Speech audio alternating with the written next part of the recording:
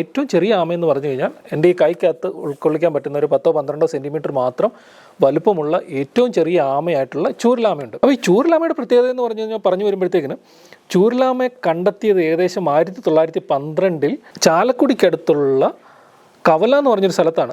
അപ്പം ഇതിനെക്കുറിച്ച് ഞങ്ങൾ കൂടുതലായിട്ട് വായിക്കാൻ ശ്രമിച്ചപ്പോഴാണ് മനസ്സിലായത് 1906 മുതൽ 1963 വരെ നമുക്ക് ചാലക്കുടിയിൽ നിന്ന് പറമ്പിക്കുളത്തോട്ടൊരു റെയിൽവേ പാത ഉണ്ടായിരുന്നു, ഒരു ട്രാം പാത എന്ന് പറഞ്ഞാൽ പറമ്പിക്കുളത്തു നിന്നൊക്കെ തേക്കും മറ്റുള്ള തടികളൊക്കെ വെട്ടിയിട്ട് അത് താഴെ ചാലക്കുടിയിലോട്ട് കൊണ്ടുവരാൻ വേണ്ടിയിട്ടുള്ളൊരു റെയിൽപാത ഉണ്ട്. ഏകദേശം 80ലധികം കിലോമീറ്റർ നീളമുള്ള റെയിൽപാത.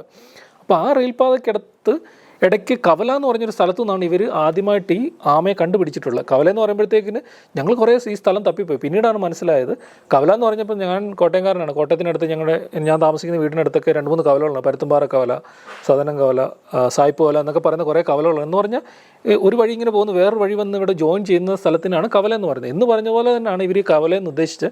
പക്ഷേ അവർ കൃത്യമായിട്ട് എഴുതി വെച്ചിട്ടുണ്ടായിരുന്നു ചാലക്കുടിയിൽ നിന്ന് 21 മൈൽ അകലെ, ഏകദേശം ഒരു 30-35 കിലോമീറ്റർ ദൂരെ കവല എന്ന് പറഞ്ഞൊരു സ്ഥലത്തുണ്ട്. അവിടെ നിന്നാണ് ഇവർക്ക് ആദ്യമായിട്ട് ഈ ചൂരലാമയെ കണ്ടുകിട്ടിയത്. 1912 കണ്ടെത്തിയിട്ട് അതിനുശേഷം ഇതിനെ കണ്ടെത്തിയിട്ടില്ല.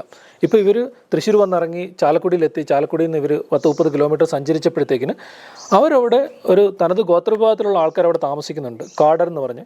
അപ്പോൾ അവിടെയുള്ള മൂപ്പനെ പോയിട്ട് കണ്ടു. അപ്പോൾ മൂപ്പൻ്റെ പേര് ചന്ദ്രനായിരുന്നു. അവർ കുറേ നേരം ഇരുന്ന് സംസാരിച്ചു. അത് ഈ ആമയെക്കുറിച്ചൊക്കെ പറയുന്ന സമയത്ത് അവർ പറഞ്ഞു, ഞങ്ങൾക്കറിയാം ആമ. അപ്പോൾ വിജയും ഇവരോട് പോയിട്ടാണ് 1982 ജൂലൈ മാസത്തിൽ പോയിട്ട് ഈ കൊച്ചിൻ ഫോറൻസ് കെയിൻ ടേർട്ടിൽ അഥവാ ചൂരലാമ ഇവർ കണ്ടുപിടിക്കുന്നത്. അതൊരു റീഡിസ്കവറി ആയിരുന്നു 70 വർഷത്തിന് ശേഷം.